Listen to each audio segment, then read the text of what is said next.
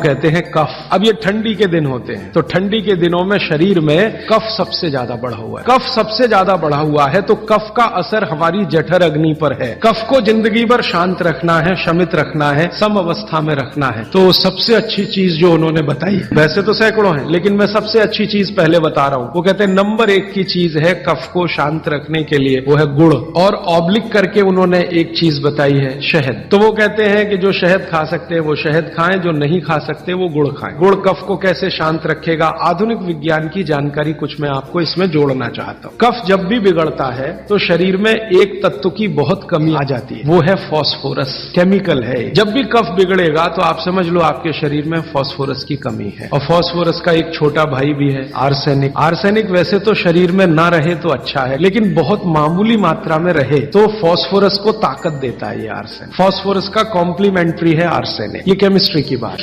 अब आप समझ लीजिए कि कफ आपके शरीर में बढ़ गया, इसका माने फास्फोरस कम हो गया। तो भागवत जी ने कितनी इंटेलिजेंसी से चुना, गुड़ खाओ। हमने गुड़ को जब टेस्ट किया लेबोरेटरी में तो उसमें सबसे ज्यादा फास्फोरस ही है। गुड़ में सबसे ज्यादा फास्फोरस, हालांकि उसमें थोड़ा मात्रा में आर्सेनिक भी है, लेकिन फास्फोरस उसमें सबसे ज्यादा मात्रा में है। और गुड़ जो बना है ना, किससे बना है? गन्ने के रस से। तो गन्ने के रस को टेस्ट किया तो पता चला गन्ने के रस में फास्फोरस है, लेकिन गन्ने के रस से ज्यादा गुड़ में है। गन्ने के रस में भी फास्फोरस है, लेकिन उससे ज्यादा गुड़ में है। तो क्या किया हमने? गन्ने के रस को गर्म किया। तो गर्म करने की जो प्रक्रिया है, इसमें फास्फोरस घटा नहीं बढ़ा। ये पता नहीं क्या अद्भुत विज्ञान है। तो भागवत जी ने ये नहीं कहा कि गन्ने का रस पियो, उन्होंने कहा गुड़ खाओ। गन्ने के रस को भी वो कह सकते थे क्योंकि फास्फोरस उसमें है, लेकिन गन्ने के रस से ज्यादा बेहतरीन स्थिति का फास्फोरस गुड़ में है, जो सबसे जल्दी हजम होता है। ये गुड़ ऐसी अद्भुत चीज है जो 1 दिन के बच्चे को भी खिलाया जा सकता है। 1 दिन के बच्चे को, आज बच्चा पैदा हुआ, आप शाम को उसे गुड़ दे सकते हैं। तो आप जो है